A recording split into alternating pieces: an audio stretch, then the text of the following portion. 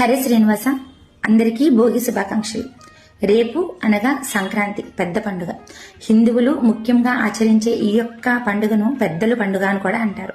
పెద్దల పండుగ అంటే ఏంటి అంటే పితృదేవతల్ని స్మరించుకునే రోజు అన్నమాట. సూర్యోదయ కాంతుల్లో తమ వారసుల్ని చూడడానికని పితృదేవతలు వారి ఇంటి గుమ్మాల ముందు వెయిట్ చేస్తూ ఉంటారంట. అయితే ఆ యొక్క వారసులు వాళ్ల కోసం ఏమైనా వారికి ఇష్టమైన పదార్థాలు చేసి పెడతారేమో అని కూడా ఎదురు చూస్తూ ఉంటారంట.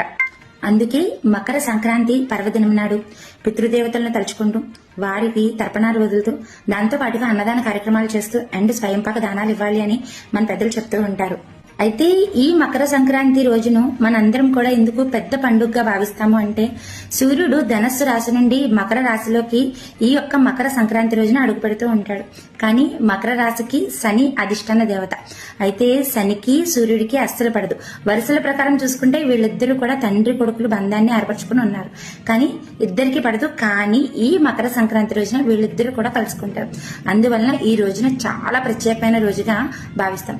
ఈ రోజు ఎవరైతే మంచి కార్యక్రమాలు చేస్తారు, ఎవరైతే అన్నదాన కార్యక్రమాలు చేస్తారు, ఎవరికైనా సహాయం చేస్తారు, ఎవరైతే పితృదేవతలకు తర్పణాలు వదులుతారు, పితృదేవతలకు ఇష్టమైన ఆహారాన్ని వండి పెడతారు, పితృదేవతలకు బట్టలు పెడతారు, ఒకటికి 100 రెట్లు ఫలితాన్ని ఇస్తుంది అని అంటారు. కాబట్టి ఈ మకర సంక్రాంతి పర్వదినాన మీరందరూ కూడా మీరు ఏమైతే మంచి కార్యక్రమాలు చేయాలనుకుంటున్నారో ఆ కార్యక్రమాలు చేయండి.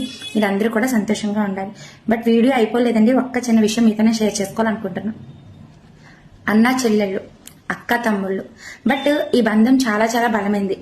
అన్నయ్య లేని నాకు తెలుసు ఆ యొక్క బంధం యొక్క విలువ అంటే ఏంటో. చిన్ని చిన్ని కారణాల వల్ల, చిన్ని చిన్ని పొరపాట్ల వల్ల, ఒకరికి మాట పట్టింపులు రావడం వల్ల ఇలాంటి పండుగ సమయాల్లో కూడా వాళ్ళని పిలవకుండా పండుగను జరుపుకుంటూ ఉంటారు. దయచేసి అలాంటి తప్పిదాలు చేయవద్దు. ఎందుకు అలా చెప్తున్నాను అంటే ఈ యొక్క పండుగ నాడైనా మీరు కలవండి. కలిసి మీ ఇంటికి వచ్చిన తోబుట్టుకి మీ చేతులతో పసుపు కుంకుమను అందివ్వండి. అది మీకే కాదు, మీ పిల్లలకే కాదు, మీ కుటుంబానికే కాదు, ఎంతో ఎంతో మంచిని చేస్తుంది. మీ ఇంట్లో ఏమైతే ప్రాబ్లమ్స్ ఉన్నాయో ఆ ప్రాబ్లమ్స్ కూడా క్లియర్ చేస్తుంది. పుట్టింటికి వచ్చిన ఆడపిల్లని మనం ఎంత సగౌరవంగా ఆదరిస్తామో, ఆ యొక్క ఆడపిల్లని ఎంత సంతోషంగా ఉంచుతామో ఆ పుట్టింట్లో సిరుల వర్షం కురుస్తుంది. కాబట్టి ఈ మాటలో తప్పును వెతకండి. మీరందరూ బాగుండాలని మాత్రమే చెప్తున్నాను. ఎటువంటి ప్రాబ్లమ్స్ ఉన్నా, ఎటువంటి మాట పట్టింపులున్నా ఈ సంక్రాంతి రోజున విడిచిపెట్టేయండి. జస్ట్ ఫోన్ కాల్ చేయండి, రండి అని చెప్పని పిలవండి. పిలిచినప్పుడు తప్పకుండా వాళ్ళు వస్తారు.